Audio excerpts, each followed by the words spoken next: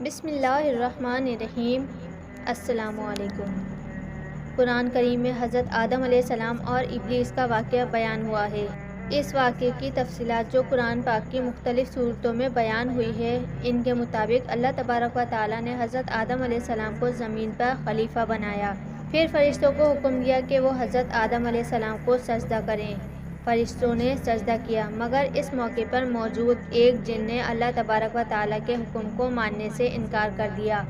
یہ ابلیس تھا، جو بعد میں شیطان کے نام سے مشہور ہوا۔ جب اللہ تبارک و تعالیٰ نے شیطان سے پوچھا کہ کس چیز نے تجھے میرا حکم ماننے سے روکا، تو اس نے ایک خوبصورت عذر پیش کیا۔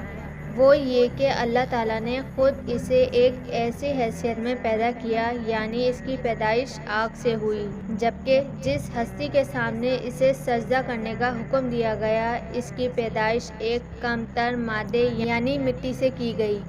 چنانچہ ایک طرف اسے برتر بنا دیا گیا اور دوسری طرف اسے کم تر مخلوق کے سامنے جھکنے کا حکم دیا۔ اس لیے خرابی اس کے انکار میں نہیں بلکہ اس کے حکم میں ہے، جس میں بظاہر ایک غلط مطالبہ کیا گیا کہ یہ شیطان کا مقدمہ تھا، جو بظاہر بہت مضبوط تھا، مگر وہ کسی اور کے سامنے نہیں بلکہ اللہ تبارک و تعالیٰ کے سامنے موجود تھا، جو دلوں کے بھید تک جانتا ہے۔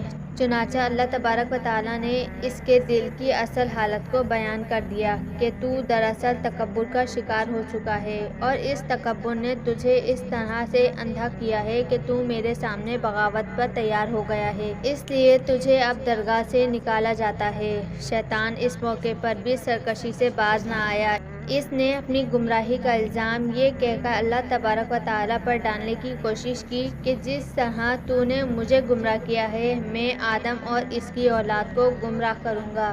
اس طرح یہ ثابت ہو جائے گا کہ وہ اس عزت کے مستحق نہ تھے جو انہیں دی گئی۔ بس تو مجھے قیامت کے دن تک مہلت دے دے۔ اللہ تبارک و تعالیٰ شیطان سے سخت ناراض ہوا، اس لیے اللہ تبارک و تعالیٰ نے اسے مہلت دے دی تاکہ اس کی بدی اس طرح سے واضح ہو جائے کہ خدا کی رحمت جیسی بلند صف بھی اس کے کام نہ آ سکے۔ دوسری طرف حضرت آدم علیہ السلام کو یہ حکم دیا کہ وہ اپنی بیگم کے ہمراہ ایک باغ میں قیام کریں، البتہ ایک خاص درخت سے دور رہیں، اور انہیں یہ بھی بتایا گیا کہ یہ ابلیس ان کا دشمن ہے، لہٰذا اس کے دھوکے میں نہ آئیں۔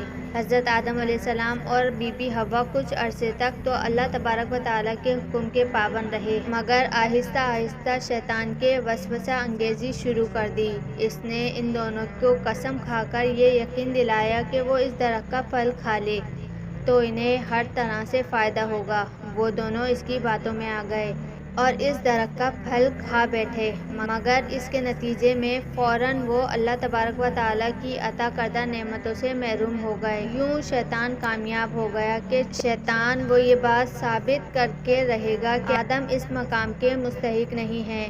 شیطان والا کیس جو انہیں دیا گیا مگر آدم و حوا کا نہیں تھا۔ انہوں نے اس کا پہلا ثبوت یہ دیا کہ جیسے ہی انہیں احساس ہوا اللہ تبارک و تعالیٰ کے حکم پر قائم نہیں رہ سکے، دونوں نے رب کی بارگاہ میں معافی کی خواستگار ہو گئے۔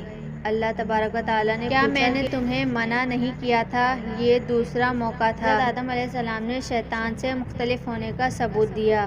انہوں نے شیطان کی طرح اپنے عمل کی کوئی تعویل کرنے کی کوشش نہیں کی، بلکہ وہ دونوں یہ کہہ سکتے تھے کہ ہمیں شیطان نے دھوکہ دیا ہے، پر انہوں نے کوئی عذر پیش نہ کیا اور یک طرفہ طور پر ساری غلطی قبول کر لی۔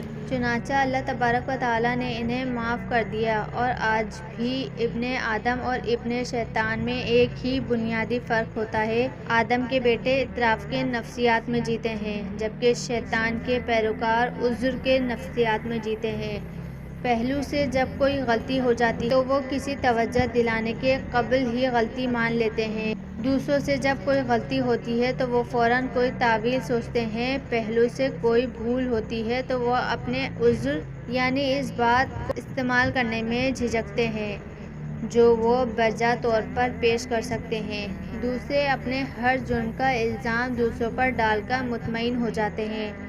ان دونوں گروہوں کا رویہ اگر اپنے اپنے پیش و روش جیسا ہے تو ان کے ساتھ اللہ تبارک و تعالیٰ کا رویہ بھی وہی ہے۔ ابن آدم کی ہر بھول اور ہر غلطی معاف کر دی جاتی ہے، جبکہ شیطان کا رویہ اختیار کرنے والے انسانوں سے اللہ تبارک و تعالیٰ ناراض ہو جاتا ہے۔ پہلوں کو جنت کی بادشاہی میں اعلیٰ مقام دیا جائے گا، دوسروں کو جہنم کی آگ کا ایندھن بنا دیا جائے گا۔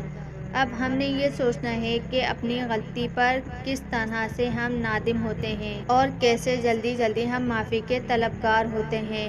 امید کرتے ہیں کہ آپ کو آج کی ویڈیو ضرور پسند آئی ہوگی۔ اگر ویڈیو اچھی لگے تو ویڈیو کو لائک کر کے اپنی پسندیدگی کا اظہار کریں اور اس ویڈیو کو آگے شیئر کر دیجیے صدقہ جاریہ سمجھ کے۔ اور اگر آپ نے ابھی تک میرا چینل سبسکرائب نہیں کیا تو جلدی سے جنت پلانٹ کو سبسکرائب کر دیجیے، اسی طرح کے آنے والی اسلامی معلومات سے بھرپور فائدہ اٹھائیے۔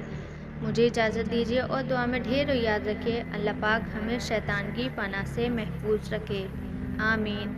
اللہ حافظ۔